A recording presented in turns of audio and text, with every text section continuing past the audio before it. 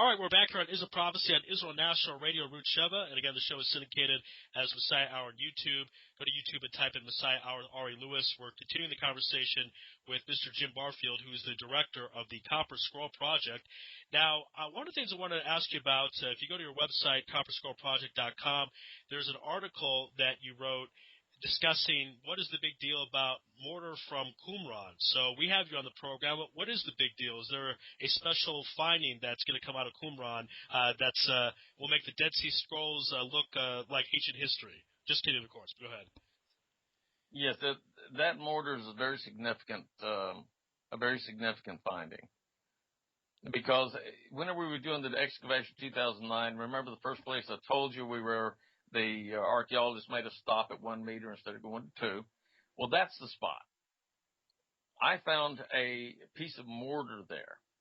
And here recently, I decided I need to check this thing. Let me see if it's man-made because it looked man-made whenever we made the discovery. The archaeologist said, no, that's a natural formation. Well, I didn't believe it. And it took me several years to finally, get off my bottom and do this. I took it and I sent it to a laboratory in Illinois. They tested it and they sent back a very, very detailed and scientific report, and they proved that the probability was really high that this was man-made mortar because of the elements that were involved in it. The char, there's a certain way that they had to burn lime, I believe is what it is. I don't know all the technical details, but they explained it in this report, and that report's on my website. They explained that stuff was mortar. They were so excited about it that they asked me to allow them to discuss it at one of their upcoming meetings or scientific meetings, or showing that this stuff was man-made. Now, why would that mortar be at a location, way out in the wilderness area, desert area of Israel? Why would it be at this specific spot? Now, you got to understand this. The first 3 locations on the Copper Scroll point directly to this spot. I mean, if you lined them up, or if you had a map and marked each one of them, those first 3 line up in a perfectly straight line, with the third one being this cave opening. Then the last 5 on the Copper Scroll, if you mark them on a map, which I did on a satellite map, they lined up perfectly straight. And the last one, the 5th one, again, was that cave. The third location of the Copper Scroll, it discusses the ephod, or the breastplate of righteousness.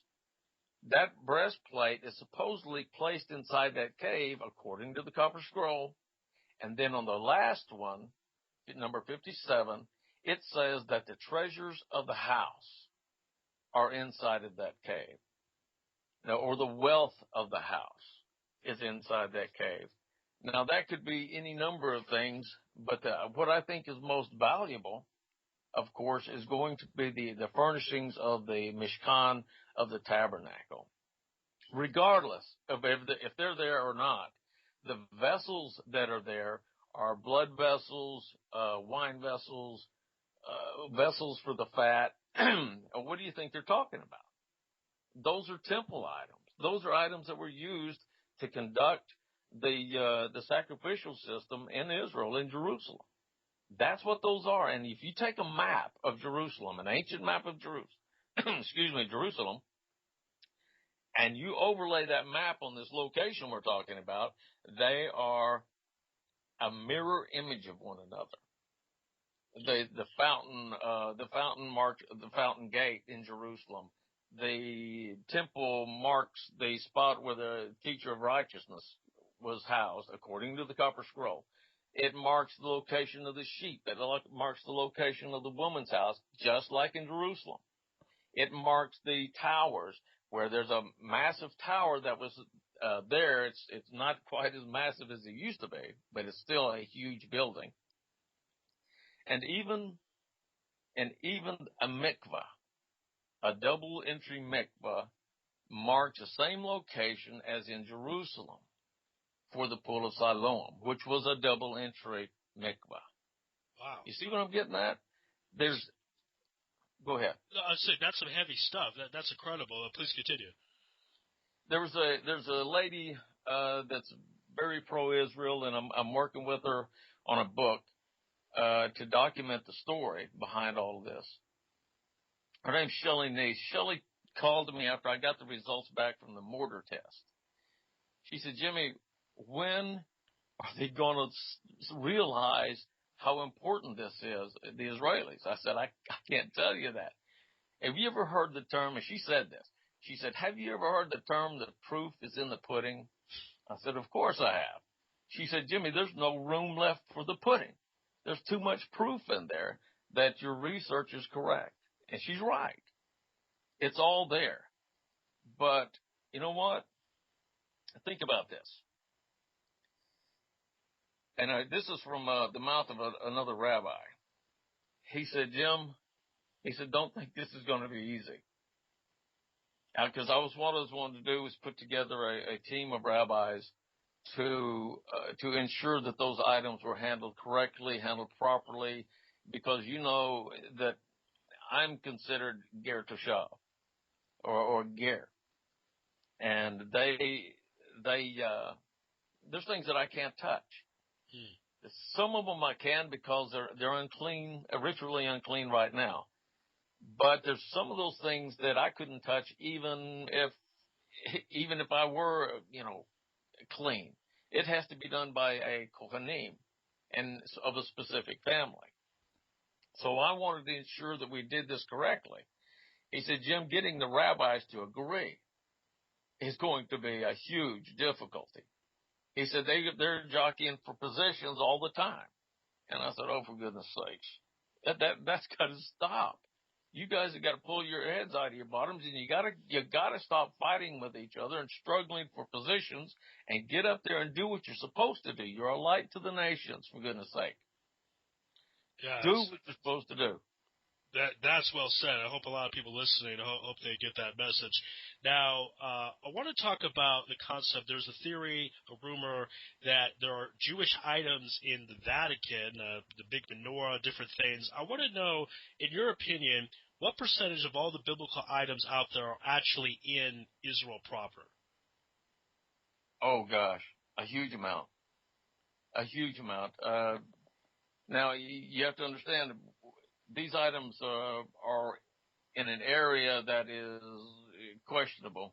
The Israelis have got control over what's called areas A, B, and C. They have C. That is their primary. They have utter control over that. Well, this location I'm talking about is in area C, but it's in Judea Samaria. So you can see the problem there. Yeah. So there's going to be difficulties with that. But how much is there? I'm going to say probably at least 50%, and possibly even much more than that. I can't tell you how big that cave is. I can tell you this though. I know that there are locations at Qumran that house large amounts of this stuff.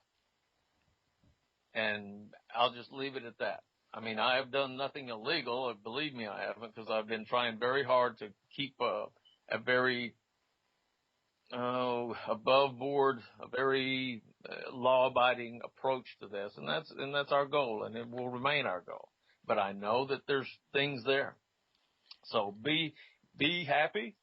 Be aware that there are things there, and I hope and pray that soon the Israelis will allow me to finish what I'm doing, and they can run their operation. I will point, and they can dig. It's that simple. And then when I'm done, I'm going to come home to Oklahoma, and I'm going to sit down with my family, and we're going to get back to our studies and to what I believe I must do for the future of my grandchildren. I want to ask you, though, if the areas are under dispute, if you will, meaning if they're Palestinian-controlled or PA-controlled, whatever you want to call it, and you have biblical artifacts that are there, I know you're saying it's going to obviously be a problem. How are we going to get around it? I mean, could we somehow get some type of permit to dig there? Will the Israeli government try to work with that? What do you think will happen in regards to the disputed territory? Uh, in my opinion, it's not disputed. I mean, if you want to do an excavation anywhere in within 5 miles of where I'm talking about a radius, at least that, and I'm being generous here, you've got to get permission from the Israelis. That's their property. And what I want to do, and what I'm been trying to convince them of, is they conduct the excavation. A government-run excavation. It must be that way, supervised by rabbis to ensure that these items are handled with respect and handled properly. That's got to be done. And it can't be your typical excavation. It's going to need to be an excavation or a recovery operation, incredibly well documented. Lots of pictures, lots of measurements, but it needs to be done quickly. And in both senses of the word, quickly meaning guys are running out of time. We need to get this stuff done. So talk about that aspect. Why do you say that we're running out of time? Why is there a clock on this thing? I believe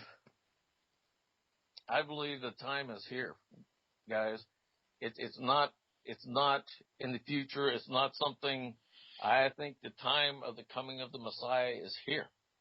As a matter of fact, all the documents that I've read, including the Hamelech, states that these items will be found at the time of the coming of the Messiah and the restoration of Israel. So, each one of them say this. And you know, I'm a goy, call me a goy, I don't care. I'm a goy from Oklahoma. How in the world did a guy like me from Oklahoma that's got just barely over a high school education, how did I find these things? How is it that I did this when all the scholars out there, all the archaeologists, all the PhD guys, they didn't figure it out? Sometimes God uses a very simple guy to do something very important, to make those that are in power realize, hey, what's going on here? How is it that he found it? It's because he didn't want to give that discovery to somebody that's going to claim that it was him that did it. Because I'm telling you, bud, it ain't me that did it. I was a good investigator. That's what I did for a living. I was a good investigator, but what I found came to me way too easily. I can't explain that. I won't even attempt to explain it. But I would know things that there's no reason why I should have known them. And whenever I would test it, there it would be. And you wouldn't believe how much. I wish I could show you my research. 57 locations, and they all match this area so incredibly well. Are they still there? Yep, I think so. Can I say that all of them are still there? Nope, I can't. Can I say that the Ark of the Covenant is there? No, but the probability is high. Again, this is It Prophecy on Israel National Radio, Arut Sheva, and the show is syndicated as the Messiah Hour on YouTube. Go to YouTube and type in Messiah Hour with Ari Louis and subscribe to the YouTube channel. And, of course, you can download J-App from iTunes or Google Play Stores or from the website www.j-app.me. I have episodes of this program on that as well. Again, continuing the conversation with Mr. Jim Barfield, who is the director of the Copper Scroll Project. I want to know personally, you were talking about how this came to you, you found it too easy. I want to know from a personal perspective, why is it that you wanted to delve into this area of discovery? What sparked you to try to find out about these biblical artifacts? What happened was, I do biblical study. I love, even when I first started off in the Pentecostal church, I studied and studied and studied. And that's how I came to the conclusion. And the reason I'm returning to the Torah is because of that study. I also did chronology research. I did, in my studies on the Dead Sea Scrolls, I began studying them. It had to have been in 1993, somewhere in there. And I made a trip to visit with a guy, who is, Noahide. He's passed away, a couple of years ago, Wendell Jones. There was a lady on a Root Sheva teaching a program about, Hebrew. It was a Hebrew class or a Torah class, and I joined it. And she noticed my name, and come to find out, she lived about 2 miles away from me, and we met through Israel National Radio. She knew Vendel Jones. She invited me to visit with him, and she made the arrangements, and Vendel Jones began to tell me, and I wasn't even interested in the copper scroll. It was a treasure map. I wanted the spiritual, the religious, guidance from the Father. That's what I wanted. But he said, Jimmy, you don't understand. This document is more prophetic than any other document found in the Dead Sea Scrolls. And I took his word for it, and I began to study it, and it was point after point. Within 5 minutes, I began to realize and understand what this document was talking about. And probably because of my research and study on the Dead Sea Scrolls and the study of the area, it made it so easy for me. But, buddy, there was things that I found in there that I don't know how in the world I knew these things. And I got to give that to God, to the Father, to Hashem. I got to give it to Him, because I am not that smart of a guy. I'm telling you, it just came to me too easy. So it was my biblical studies and my studies of the Dead Sea Scrolls that got me on this path. And I'm curious, logistically, if we're able to discover all these artifacts, these things from the Bible, you talked about how the rabbi said the synagogues would be flooded, would that cause people to want to build the third temple, as you believe we should do, and then Messiah comes that way? I'm just curious, from your opinion, your perspective, how logistically everything would fall into place. Logistically, think of this. If that Mishkan is in this cave, and I believe that it is, if it's in there, and if the ashes of the red heifer are in there as well, they will have all the implements that are needed to begin the system all over again. And then and I promise you, the rabbis are already preparing for the discovery of these things. I know that they feel that it's time as well. They're even practicing. There's a Mishkan in the Negev. I'm sure you probably know about it. That is set up, and they go out there and practice. Why not a temple? Why not a mock-up of the temple? No, they're working with the Mishkan. They could set up the Mishkan, and the system could begin all over again within a month or two after the discovery, and they've got everything properly cleansed. So it wouldn't take a temple to begin. And then, yes, I do believe that the preparations, which I think are already underway, to rebuild the temple could actually begin. Again, very excited stuff. Looks like we're on the verge of some big things. God willing, we are. Before we go, tell everyone how they can find out more about your work. There's obviously the website. They can go there. Can they go anywhere else, or should they just go to the website? No, they can go to the website, and they can find most of it, and everything that they really need to know is on the website. And guys, you got to understand, I'm a retired firefighter investigator from Oklahoma. I'm going to make mistakes that are going to offend you, especially my Jewish brothers. I am going to make mistakes, but understand that I am working in the direction you are. And if you'll get past my mistakes, I think I have something very, very important for you. Give me that opportunity. Contact the leaders of your government and tell them I'm coming to Israel in May, and I'm going to be talking or try to schedule appointments to speak with some of the government officials and say, hey, come on. And I want to make the people of Israel aware that these things are out there, potentially out there, and it belongs to them. And I'm trying to give it back to you.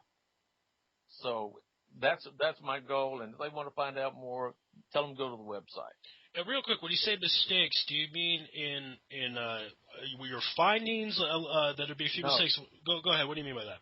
My mistakes are for example, using God instead of Hashem. Oh, I see. Okay. Those kinds of things. Those are the mistakes I'm going to make. And my education level, and I'm learning. I've been to Israel 12 times now. Wow. And I'm learning. My Hebrew is not so good, but I'm learning. And I'm learning the things that I'm not supposed to do if I'm with the Sephardim and what I'm not supposed to do if with the Ashkenazi. But it's complicated, guys, and you got to give me a break on that. Well, hopefully people will give you a pass. Again, you're doing this because you want the truth to come out, and then hopefully all these steps will lead to the temple being built, the Messiah coming, and only good things. Again, the website, people want to go, they want to find out, read more for themselves. Go to copper-scroll-project.com, where you can go to Google, you type in the Copper Scroll Project. That's another way to find it as well. Again, my guest this afternoon is Mr. Jim Barfield. Mr. Barfield, really appreciate the time. Thank you so much. Hope to meet you in May. And also, let's take this time to thank Rabbi David Katz, because he made this connection between us. He's a great guy, and people need to listen to him. He's really a great teacher. He certainly is, and he's a weekly guest, a weekly contributor to this program, so big fans of Rabbi David Katz when it comes to Is a Prophecy. So again, Mr. Barfield, thank you for your time. We will be in touch, and again, we really appreciate it. Hey, thank you so very much. All right, be well. We'll speak with you soon. Bye-bye. I wanted to make a couple of announcements. Of course, I'm on JApp. You can get a lot of episodes of this program on JApp as well as Shirim. It's a Jewish application. And you can download JApp from iTunes or from Google Play Stores or from their website, www.j-app.me, so you can check out my episodes there. You can also find me on YouTube as the Messiah Hour. Go to YouTube, type in Messiah Hour with Ari Louis, and subscribe to the YouTube channel. The reason why that's very key is because the more subscriptions I get, the higher ranking I will receive and the show will receive in YouTube, and that will attract more people to the show who've never heard of the show before. So that's the idea behind it. So if you can show your support that way, that'd be very helpful. Again, go to YouTube and type in Messiah Hour with Ari Louis and subscribe to the YouTube channel. Tell your friends and family to do so as well, because again, the more subscribers I get, the more traffic I get, and the more listeners to this program. Also, if you want to make a financial contribution, that's another way you can help with the show. We start off the show originally once a week, if you remember, back in May. Now we're on, thank God, every day, Sunday through Friday. And my goal is to be on 3 hours a day. So for that to happen, I need help from listeners just like yourself. This show survives, it thrives due to listeners just like yourself. I've set up a set up a PayPal account, IsraelSportsRadio@yahoo.com. You can write to me there, and you could send me a PayPal donation. Any amount is appreciated, $18, $36, $72, whatever is comfortable for you. Okay, that is the end of our program today. I want to thank everyone for listening, and you have any questions, comments, concerns, or complaints, as they like to say, it is a Jewish country, email me, messiahhour@gmail.com. Thank you, everyone, for listening, and have a great day.